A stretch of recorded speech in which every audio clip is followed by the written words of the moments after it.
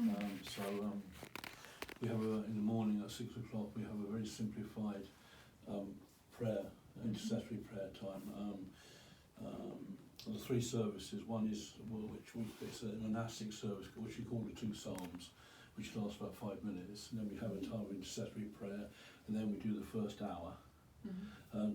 Midday, and you're very welcome to come along, because we'll be having, if Aidan has finished with you, to come along to us. We have the third and the sixth hour. In the evening we do the 9th hour and Vespers, because as you probably know, the liturgical day begins at dusk. So the 9th hour is the last hour, last service of the day, and Vespers is the first service of the day. But normally we would do Vespers at about 5:15, and then we do Compline at about 7:45, and then it's what we call the Great Silence.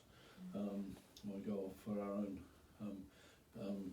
devotions. 6 o'clock next week we would normally do matins if the abbot was here, and first hour, then third and sixth hour midday, then the 9th hour at 5 o'clock. So that would be our liturgical day. In between that, we have boring things like admin and and things like that. So and also we have guests here, and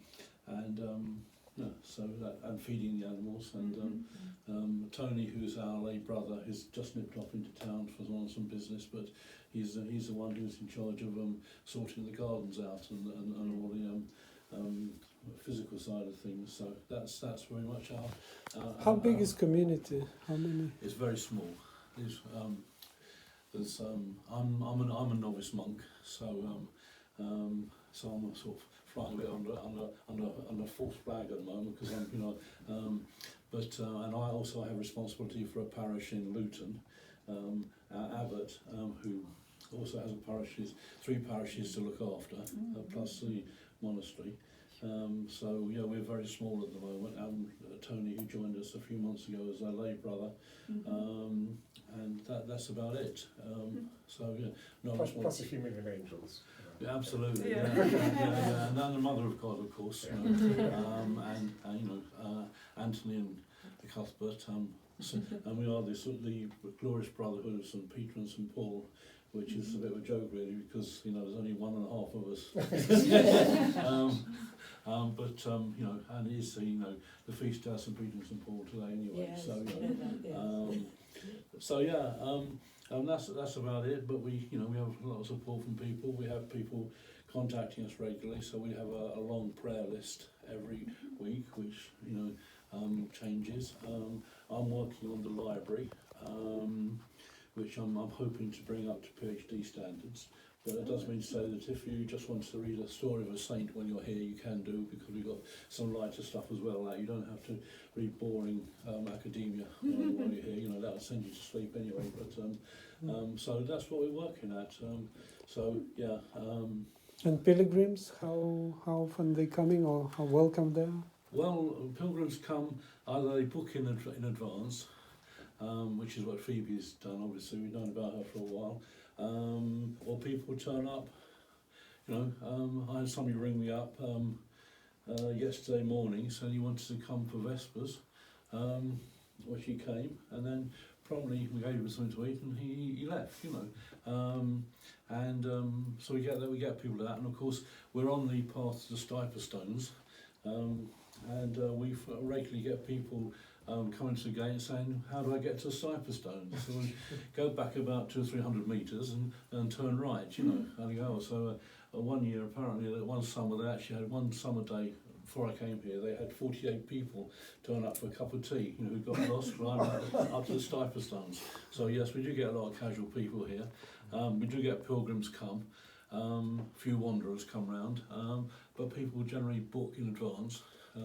We can, in theory, have 6 monks and 6 guests.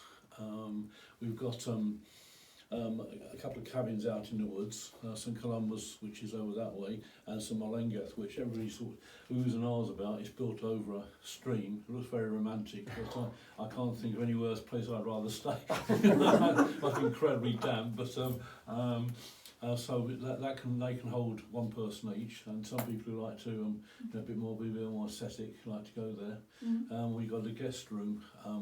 We call it a guest house in Hilders, which is where the abbot has his room, and we can get about 4 or 5 people in there as well. In